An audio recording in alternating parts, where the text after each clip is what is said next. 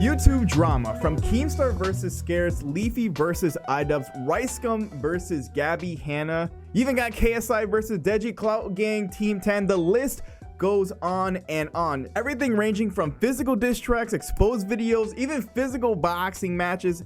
The products of YouTube drama have definitely changed over the years. But with the recent revival of the Keemstar versus H3 drama, we've actually delved into some uncharted territories, mostly uncharted, and that is going after the sponsors. And let me warn you, Adpocalypse 3.0 or Sponsorpocalypse, Brandpocalypse, whatever, it's on the rise if these kind of things continue. So before we dive into the detrimental consequences of a Brandpocalypse 3.0, let's take a quick review on Adpocalypse 1 and 2.0. So many years ago, in what people would call the golden era of YouTube, the golden age, when basically anybody could upload anything and say whatever they want and it'd get monetized. You have the Shane Dawsons, the Ray William Johnsons, those kind of people who made some edgy jokes, to put it lightly. But a lot of that seemed to change when some of YouTube's biggest advertisers actually ended up seeing their advertisements being placed on videos such as terrorist propaganda, meaning that literal terrorist propaganda groups were profiting off their advertisements. And once the mainstream media got a hold of this, a lot of the big advertisers actually ended up getting a lot of heat, and they removed their ads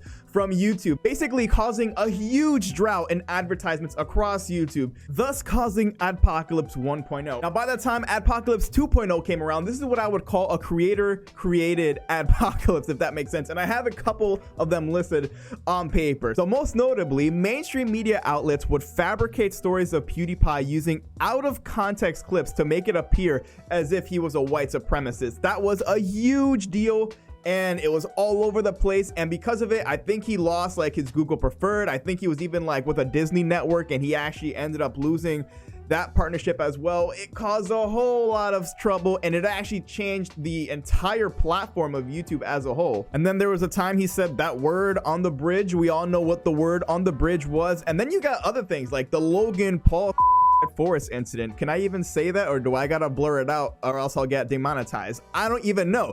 But that's why I have to blur it out, because I don't even know if I'll get monetized for saying that word. So now I gotta blur that word out. But we all know about the forest, all right? And yeah, all of that caused a second wave of the adpocalypse, where basically advertisers were now even more picky, because now they're getting heat just for the specific creators that have their ads on their videos. So essentially that killed edgy and, you know, satire content on YouTube. So after Adpocalypses 1 and 2, basically anybody that was making R-rated or adult-rated content was pretty much struggling to get ads. It really put a damper to a lot of the edgier side of the community, and you started seeing a lot more creators go family friendly. I mean, quite literally, the term family friendly became synonymous with YouTubers all over. But wait, don't get too family friendly, because then COPPA and the FTC and all of that stuff happened, and now you can't be too family friendly, or else you'll get marked as targeted for kids, and then you also won't get ads.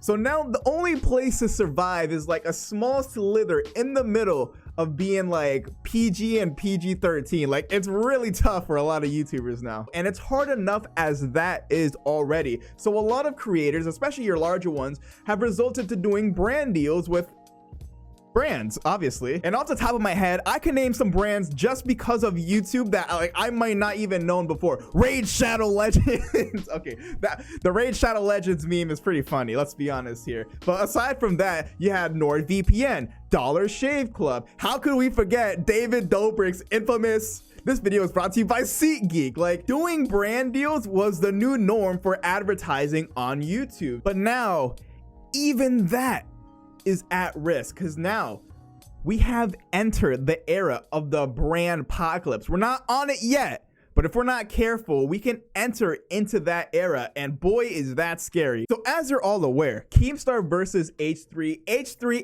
essentially went after Keemstar's sponsors. And according to Keemstar, because of all the heat that G Fuel was getting because of the H3 video that he made on Keemstar himself decided to walk away from G Fuel. But then you later find out that G Fuel had suggested a suspension So from what it seems, they're gonna like take a break on Keemstar, and then he'll be back selling his cotton candy or whatever. So there you go. But it's not even the creators themselves, it's the fan base of the creators attacking sponsors of the opposing YouTuber, no matter the side they're on. That has become a new thing that is unfortunately being normalized. The fan bases attacking the other opposing YouTubers, brands, and sponsors, and getting them to drop that YouTube. Now, for big YouTubers like Keemstar and H3, that might not be a huge thing. They can always find other sponsors. They make enough as it is. They have other means of revenue. But for small creators, let's say like 2 creators with 100 or 200K get into some beef, losing those sponsors could be everything. And you might say to yourself, is a sponsor really gonna drop? Yes, they already have. Old Spice dropped H3 just like that. You know what? For the sake of keeping brand deals and sponsorships alive on YouTube, we're gonna use some Old Spice.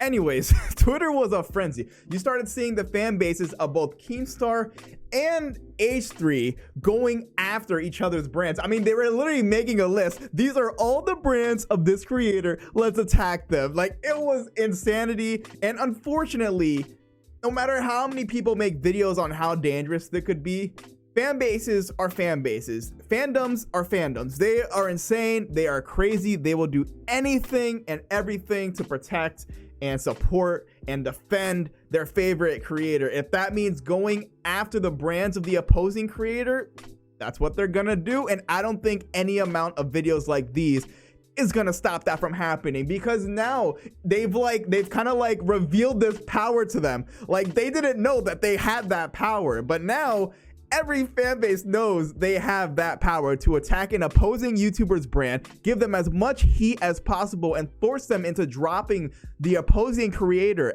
as a, brand person or a sponsor. And that, my friends, is the dangers of going after brands and sponsors on YouTube. Is it going too far, especially when the beef already has a bunch of crazy allegations? What does throwing a sponsor in there make it any worse? I don't know. Is it too far? Let me know what you guys think. But in my opinion, this sets a precedent and sets an example for others to repeat and follow, up until the point where brands are just going to be afraid to do brand deals with YouTubers. Let me know what you guys think. I appreciate you guys watching. It's been Rec, and I'll catch you guys later.